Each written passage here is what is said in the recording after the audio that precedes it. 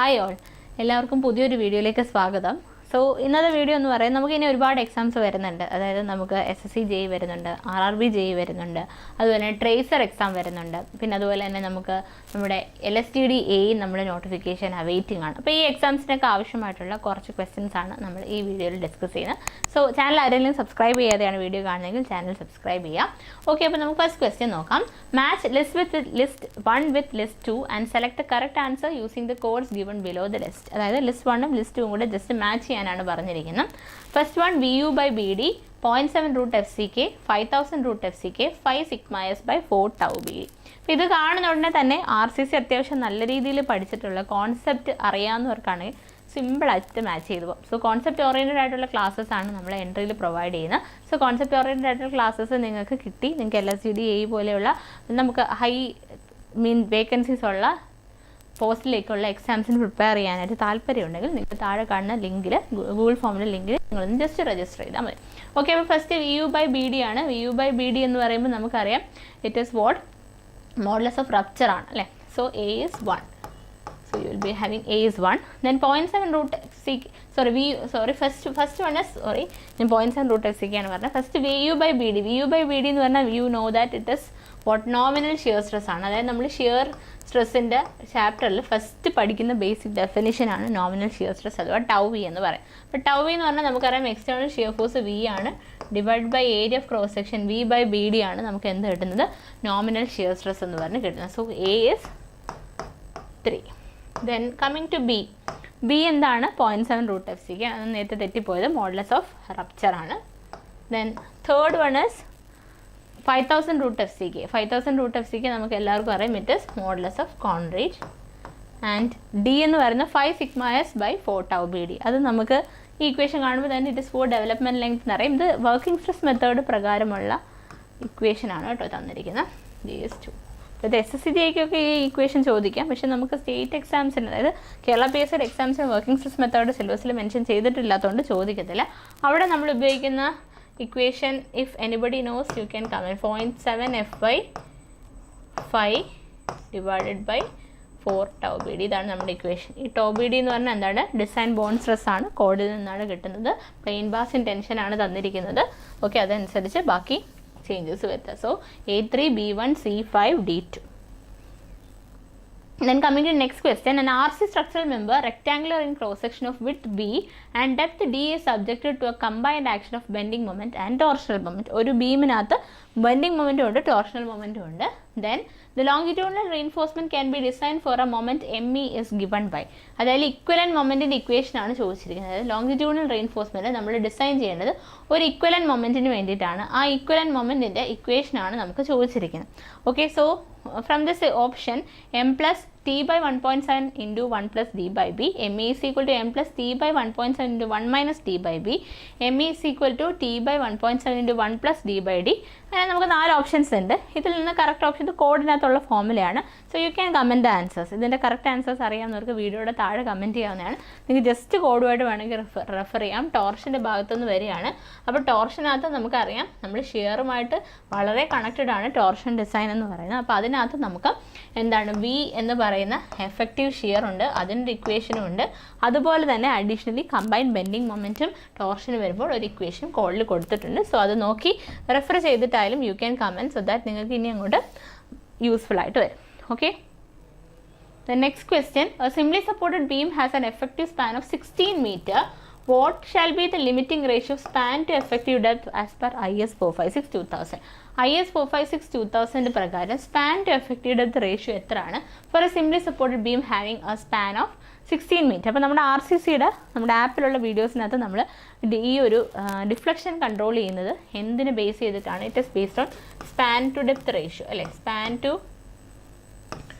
Depth ratio വെച്ചിട്ടാണ് നമ്മൾ എന്ത് ചെയ്യുന്നത്, ഈ ഒരു ഡിഫ്ലക്ഷൻ നമ്മൾ കൺട്രോൾ ചെയ്യുന്നത്. ഓക്കെ, അപ്പോൾ സ്പാൻ ബൈ ഡെപ്ത് റേഷ്യോ നമുക്ക് ടൈപ്പ് ഓഫ് ബീം അനുസരിച്ച് കാൻഡിലിവറിന് 7, സിംപ്ലി സപ്പോർട്ടിന് 20 ആൻഡ് കണ്ടിന്യൂസിന് 26 ആണ് വാല്യൂസ് നമ്മൾ എടുക്കുന്നത് അല്ലേ. അപ്പോൾ അതിനകത്ത് നമ്മൾ ഈ വാല്യൂസ് വെച്ചിട്ടാണ് ഡിസൈൻ ചെയ്തത്. ആൻഡ് ഇവിടെ നമ്മൾ it is to be subjected to certain constants K1 K2 K3 K4 എന്ന് പറഞ്ഞിട്ട് 4 കോൺസ്റ്റൻറ്റുകൾ കണക്റ്റഡ് ആണ്. അപ്പോൾ ഈ 4 കോൺസ്റ്റൻറ്റുകൾ എപ്പോഴും എടുക്കണ്ട. സ്പാൻ മാത്രമേ പറഞ്ഞിട്ടുള്ളെങ്കിൽ നമ്മൾ ഒരൊറ്റ കോൺസ്റ്റൻറ്റ് എടുക്കത്തുള്ളൂ. ബാക്കി ടെൻഷൻ റീഇൻഫോഴ്സ്മെൻറ്റും കംപ്രഷൻ റീഇൻഫോഴ്സ്മെൻറ്റും അതുപോലെ ഫ്ലാൻജ് ബീംസിൻ്റെ ഒക്കെ ബേസ് ചെയ്തിട്ടുള്ള കോൺസ്റ്റൻസ് ആണ്. കൂടുതൽ ഡീറ്റെയിൽസ് നമ്മൾ ആപ്പിൽ ഡീറ്റെയിൽ ആയിട്ട് ഇതിൻ്റെ ക്ലാസ്സസ് കൊടുത്തിട്ടുണ്ട്. ഓക്കെ, അപ്പോൾ K1 എന്ന് പറഞ്ഞാൽ ബേസ്ഡ് ഓൺ സ്പാൻ ആണ്. സോ അപ് ടു 10 മീറ്റർ ആണ് നമ്മുടെ സ്പാൻ എങ്കിൽ, ടു 10 മീറ്റർ ആണെങ്കിൽ നമ്മുടെ span by depth ratio is equal to K1 into, ഇപ്പോൾ സിംപ്ലി സപ്പോർട്ടഡ് ആണ് ക്വസ്റ്റിനകത്ത് പറഞ്ഞിരിക്കുന്നത്. സോ K1 ഇൻറ്റു 20 ആണ് നമ്മുടെ വരിക. ആൻഡ് K1ൻ്റെ വാല്യൂ അപ് ടു 10 മീറ്റർ ആണെങ്കിൽ K1 is equal to what 1 ആണ്.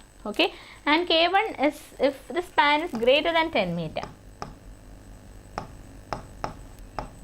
10 മീറ്ററിൽ കൂടുതലാണെന്ന് വിചാരിക്കുക. അങ്ങനെയാണെങ്കിൽ this K1 is equal to, you will get K1ൻ്റെ വാല്യൂ എത്ര കിട്ടും?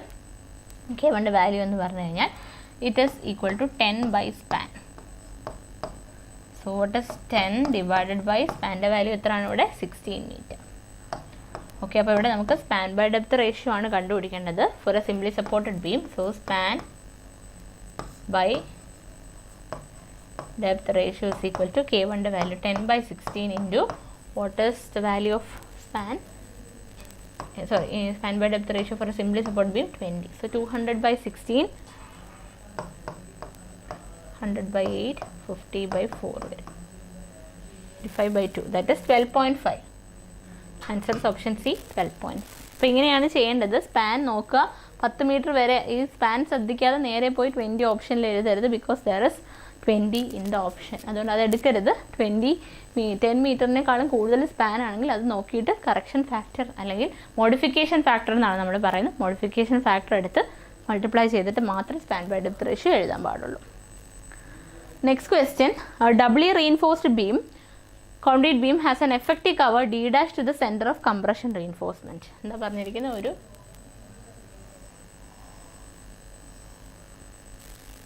ഡബ്ലി റീഇൻഫോഴ്സ്ഡ് ബീമാണ്. ഈ ഡബ്ലി റീഇൻഫോഴ്സ്ഡ് ബീമിന് കംപ്രഷൻ റീഇൻഫോഴ്സ്മെൻറ്റ് സെൻറ്ററോട് വരെയുള്ള ഡിസ്റ്റൻസ് ആണ് what it is D',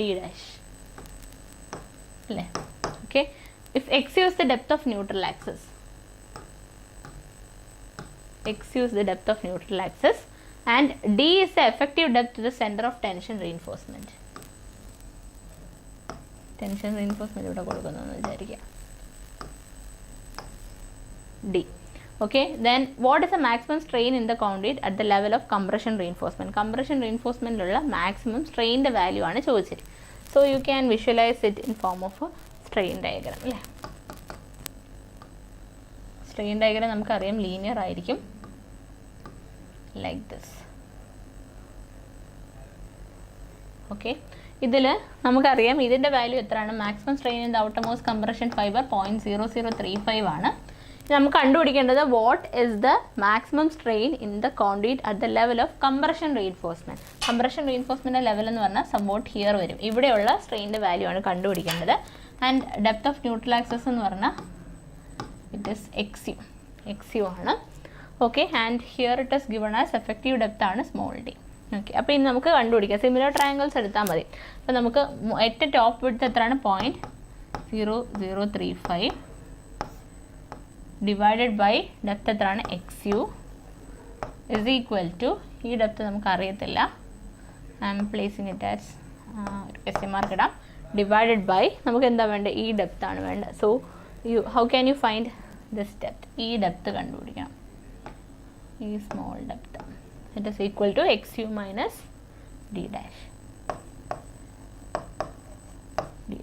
Okay, so you have to find out, that is 0.0035 into XU minus D' divided by XU. That is 0.0035 into XU ഉണ്ടെങ്കിൽ divide ചെയ്താൽ 1 minus D' by XU. So answer 0.0035 into 1 minus D' by XU. Option B is the correct answer. Okay, അപ്പോൾ ഇങ്ങനെ just ഈ ഒരു കാര്യം മാത്രം അറിഞ്ഞാൽ മതി. ഇവിടെ ഈ പ്രോബ്ലം ചെയ്യണമെങ്കിൽ എന്തറിയണം? സ്ട്രെയിൻ ഡയഗ്രാം ലീനിയർ ആണെന്ന് അറിയാം. അതറിയണമെങ്കിൽ എന്തറിയണം? ലിമിറ്റ് സ്റ്റേറ്റ് മെത്തേഡിലെ assumptions in limit state method of design അറിയണം. അപ്പോൾ ഇങ്ങനെയുള്ള സിമ്പിൾ കാര്യങ്ങൾ അറിഞ്ഞാൽ മാത്രമേ നമുക്കത് പ്രോബ്ലത്തിലേക്ക് അപ്ലൈ ചെയ്യാൻ പറ്റത്തുള്ളൂ. At the question, the effective length BF of a flange of a continuous T-beam in a flow system is given by BF is equal to L0 by 6 plus BW plus 6 DF, where L0 represents the distance between points of contraflexure in a span, effective span of beams, clear span of beams, spacing between span. അതായത് ഈ ഒരു beams ഇതിൻ്റെ L0 എന്ന് പറയുന്ന term എന്താണെന്നുള്ളത് അപ്പോൾ നമ്മളത് class പഠിപ്പിക്കുമ്പോഴേ പറഞ്ഞതാണ്. L0 by 6 എന്ന് പറഞ്ഞാൽ ഡിസ്റ്റൻസ് ബിറ്റ്വീൻ പോയിൻറ്റ്സ് ഓഫ് ഒന്നെങ്കിൽ 0 മൊമെൻറ്റ്സ് എന്ന ഓപ്ഷനിൽ തരും. ഞാൻ പഠിപ്പിച്ചിട്ടുള്ള ക്ലാസ്സിൽ നമ്മളെ ക്ലാസ്സിലൊക്കെ പറഞ്ഞിട്ടുള്ളതാണ്. അതല്ലെങ്കിൽ നമുക്ക് എന്താണ് ഡിസ്റ്റൻസ് ബിറ്റ്വീൻ പോയിൻറ്റ്സ് ഓഫ് കോൺട്രാഫ്ലെക്ഷൻ. അപ്പോൾ അവിടെ ആൻസർ എന്ത് വരും? Option A. നെക്സ്റ്റ് ക്വസ്റ്റിനൂടെ നോക്കാം. The minimum strain at failure in tension steel having yield stress FY 415 and Young's modulus of elasticity ES 200 GPa as per limit state method of design. ഇപ്പോൾ കഴിഞ്ഞ sub എഞ്ചിനീയറിനൊക്കെ ചോദിച്ച ചോദ്യമാണ്. Okay, അപ്പോൾ ഇത് ഏത് എക്സാമുകാർക്കും പഠിക്കാമെന്നുള്ളതാണ് കണ്ടോ. Okay, അപ്പോൾ നമുക്ക് സ്ട്രെയിൻ കണ്ടുപിടിക്കാൻ നമുക്കറിയാം. Strain as limited to should not be less than or equal to ആണ് 0.002 പ്ലസ് 0.87 FY by ES. ഇതാണ് നമ്മുടെ സ്ട്രെയിൻ്റെ ലിമിറ്റിംഗ് വാല്യൂ. അപ്പോൾ ഇവിടെ നമുക്ക് ഇത് തന്നിട്ടുണ്ട് 415 ആണെന്ന് തന്നിട്ടുണ്ട്. FY 002 plus 0.87 into 415 divided by 200 GPa ആണ്. 200 ഇൻറ്റു 10⁻3. സോ ഇത് കാൽക്കുലേറ്റ് ചെയ്തെടുക്കുമ്പം ഐ തിങ്ക് 0.0038 കിട്ടും. അപ്പോൾ ഇതിങ്ങനെ ഇരുന്ന് കാൽക്കുലേറ്റ് ചെയ്യാൻ എക്സാം ഹോളിൽ ഭയങ്കര പാടാണല്ലേ. സോ നമ്മുടെ ക്ലാസ്സിൽ നമ്മൾ ഡിസ്കസ് ചെയ്തിട്ടുണ്ട്. അതായത് ഈ ഓരോ ഗ്രേഡ് ഓഫ് സ്റ്റീൽ പ്രകാരം ഈ സ്ട്രെയിൻ്റെ ലിമിറ്റിംഗ് വാല്യൂ ഒരു ടാബ്ലക്കോളം പോലെ തന്നിട്ടുണ്ട്. സോ അത് റിമെമ്പർ ചെയ്യുക. അപ്പം ക്ലാസ് കണ്ടവർക്കൊക്കെ ആണെങ്കിൽ അറിയാം 0.0038 ആണ്. അപ്പോൾ അങ്ങനെ ഓർത്ത് വെക്കുന്നതായിരിക്കും ഏറ്റവും നല്ലത്. അതായത് ഓരോരോ കാര്യങ്ങൾ ചെയ്യുന്നതും നമുക്ക് അവിടെ നിന്ന് എക്സാം ഹോളിൽ അത്രത്തോളം ടൈം ലാഭിക്കാനായിട്ട് സാധിക്കും. എസ്പെഷ്യലി RCCക്കൊക്കെ നമുക്ക് വെയിറ്റേജ് കൂടുതലുള്ള പേപ്പേഴ്സാണ്. അപ്പോൾ 14 ക്വസ്റ്റ്യൻസും ടെൻഷൻ ഫ്രീ ആയിട്ട് എഴുതാൻ പറ്റണമെങ്കിൽ ഇങ്ങനെ കുറച്ച് കാര്യങ്ങൾ അഡീഷണലി ടിപ്പായിട്ട് നമ്മൾ ഓർത്ത് വെക്കുകയും കൂടെ വേണം. എല്ലാം തന്നെ നമുക്ക് അവിടെ നിന്ന് ചെയ്യാനായിട്ട് ഇറ്റ്സ് നോട്ട് പോസിബിൾ. ബിക്കോസ് നമുക്ക് അവിടെ ടെൻഷൻ വരാം, ടൈം കാൽക്കുലേഷന് മിസ്റ്റേക്ക് വരാം. അപ്പോൾ അതിലൊന്നും നിൽക്കേണ്ട. ഈ ഡിവിഷനൊക്കെ വരുമല്ലോ. അപ്പോൾ അത്രയും വലിയ ഡിവിഷനൊന്നും ചെയ്യേണ്ട, ഓർത്ത് വെക്കാൻ നോക്കാം. ഓക്കെ, അപ്പോൾ നമുക്ക് വേറെ കുറച്ച് ക്വസ്റ്റ്യൻസ് അടുത്ത വീഡിയോയിൽ ഡിസ്കസ് ചെയ്യാം. Thank you.